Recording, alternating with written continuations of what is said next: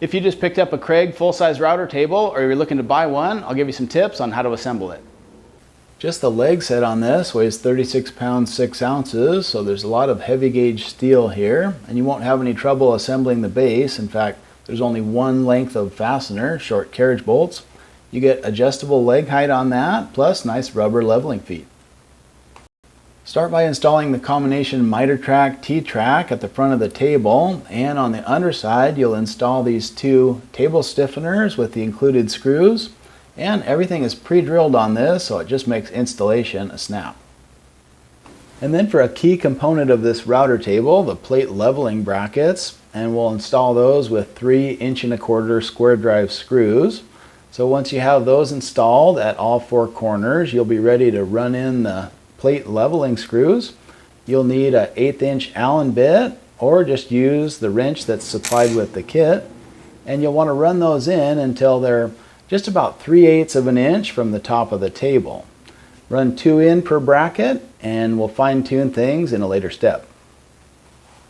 And while the table is still upside down, install the track for the self-squaring fence with 8 screws from underneath. And then it's just a matter of adjusting the 2 nylon set screws on the fence slider.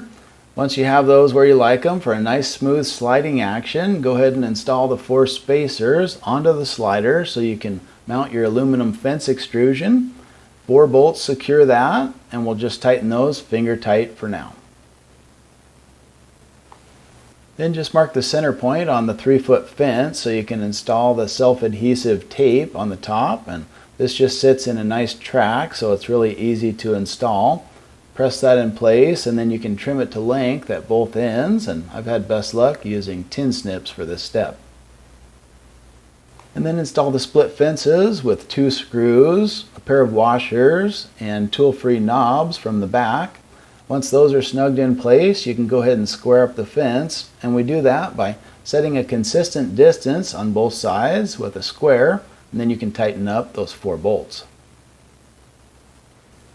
Then level your router plate with fine adjustments on those studs from underneath with a quality straight edge, and tighten up the 4 corner screws. Then you can fine-tune the fence for square with these 2 nylon set screws. Just make fine adjustments until you don't see any light coming past the square when you check it. And finally, you can add the micro adjustment feature to the side of the fence mount.